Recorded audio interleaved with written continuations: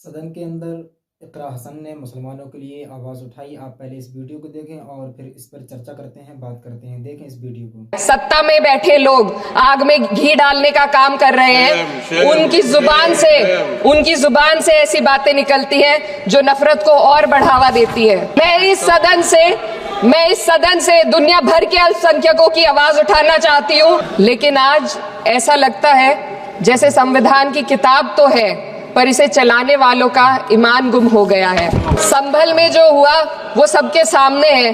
Police के संरक्षण में निर्दोष लोगों की हत्या की गई और सरकार ने चुप्पी साध ली। मुझे अपने भारतवर्ष पर फक्र है कि जिसके पास ऐसा संविधान है जो लोकतंत्र, समाजवाद और सेक्युलरिज्म को संजोता है। लेकिन आज ऐसा लगता है जैसे संविधान की किताब तो है पर इसे चलाने वालों का ईमान गुम हो गया है। आज हिंदुस्तान में हर वर्ग को किसी न किसी चुनौती का सामना करना पड़ रहा है, मगर अल्पसंख्यक खासतौर पर मुसलमानों पर जो कहर टूटा है वो किसी से छुपा नहीं है। ये लोग सिर्फ अपने मजहबी पहचान की वजह से निशाने पर हैं।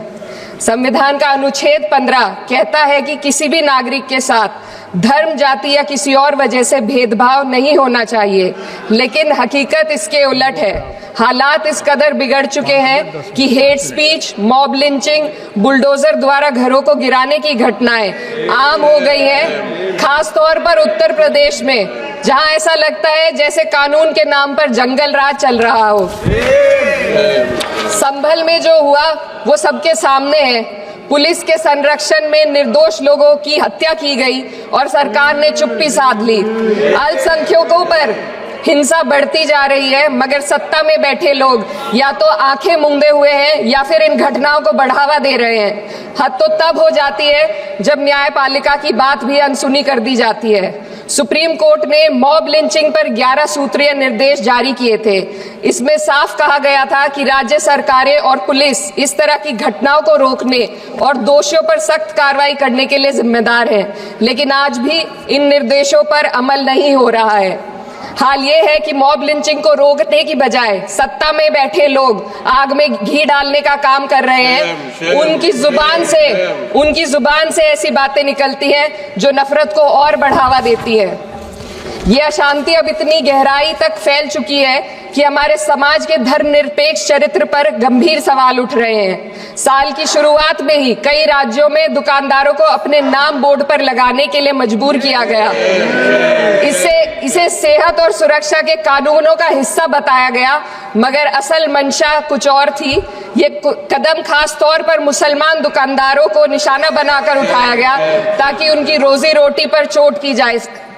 पिछले हफ्ते मुरादाबाद में एक मुस्लिम डॉक्टर को हिंदू बहुल्य मोहल्ले में घर खरीदने पर विरोध झेलना पड़ा। वजह बताई गई कि इससे मोहल्ले की सामाजिक शांति बिगड़ जाएगी। अब आप ही बताइए, क्या ये वजह सही है, जायज है? असल में ये छोटी बड़ी घटना इस बात का सबूत है कि सांप्रदायिकता को बढ़ावा देने वाले बयान और नीतियां हमारे समाज को अंदर से खोखला कर रही है।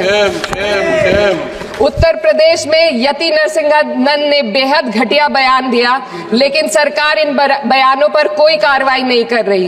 हेट स्पीच न केवल जनमानस के विचारों को प्रदूषित करती है, बल्कि इससे अब संवैधानिक पदों पर बैठे लोगों को भी प्रभावित कर दिया है। अभी हाल ही में माननीय उच्च न्यायालय इलाहाबाद के माननीय न्यायाधीश ने ऐसे बयान दिए जिसका संज्ञान खुद सुप्रीम कोर्ट को लेना पड़ा।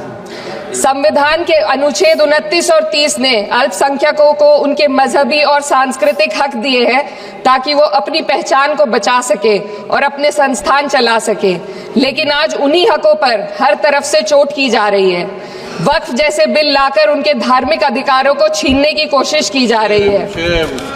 आज अल्पसंख्यक समुदाय को संविधान द्वारा दिए गए अपने बुनियादी अधिकार पाने के लिए लंबी लड़ाई लड़नी पड़ रही है। ऐसे कई मामले अदालत ने न्याय देकर संविधान की रक्षा की है, लेकिन अदालती प्रक्रिया में जो समय लगता है उसकी वजह से देश के सामाजिक ताने बाने को भारी नुकसान उठाना पड़ता है।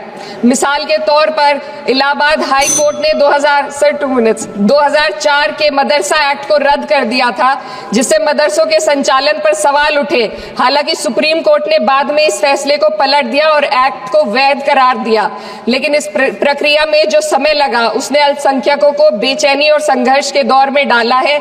इसी कड़ी में प्लेसेस ऑफ वर्शिप एक्ट 91 भी आता है और कई अन्य अधिकार, उन्हें भी इसी तरह अदालती लड़ाइयों में उलझाया जा रहा है। ये स्थिति न केवल अल्पसंख्यकों के अधिकारों की राह में रुकावट है, बल्कि justice delayed is justice denied जैसी कहावत को सिद्ध करती है। मैं इस सदन से दुनिया भर के अल्पसंख्यकों की आवाज उठाना चाहती हूँ, खास तौर पर हमारे पड़ोसी देश बांग्लादेश में अल्पसंख्यकों के साथ जो हो रहा है वे दिल को गहरे तक चोट पहुंचाने वाला है। उनकी जान माल की हत्या की जा रही है। बांग्लादेश हो या हिंदुस्तान हो या कोई और देश, अल्पसंख्यकों की सुरक्षा, इज्जत और अधिकारों की हिफाजत हर सरकार की सबसे पहली जिम्मेदारी होनी चाहिए। मैं इस सदन से अपने देश के अल्पसंख्यकों के साथ बांग्लादेश के पीड़ित अल्पसंख्यकों की आवाज को एक साथ उठाना चाहती हूँ। ये वक्त की पुकार है कि हम सब मिलकर ये सुनिश्चित करें कि किसी भी इंसान को उसकी पहचान या मजहब के कारण डर कर जीने पर मजबूर ना होना पड़े। जहाँ हक छीने जाते हैं वहाँ अमन खो जाता है। ये बात हर सरकार को समझनी चाहिए। अगर हम सच में अपने संविधान का सम्मान करना चाहते हैं तो हमें नफरत और भेदभाव को खत्म करना होगा। हमें ये दिखाना होगा कि ये मुल्क हर वर्ग, हर जाति, हर धर्म और हर समुदाय का है, और जब तक ऐसा नहीं होगा तब तक संविधान की आत्मा सिसकती रहेगी। सर, अपनी बात को खत्म करते हुए मैं एक शेर अर्ज करना चाहती हूँ। ये दाग दाग उजाला, ये शब गजीदा शहर, वो इंतजार था जिसका, ये वो शहर तो नहीं। लेकिन अगर इस सदन में बैठे हम सभी सदस्य ये ठान ले कि हमें संविधान के मूल्यों को लागू करना है और उसे लागू करने का प्रयास करें, तो वह सुबह जरूर आएगी जिसके लिए लाखों भारतवासियों ने अपने जानों की कुर्बानी दी थी।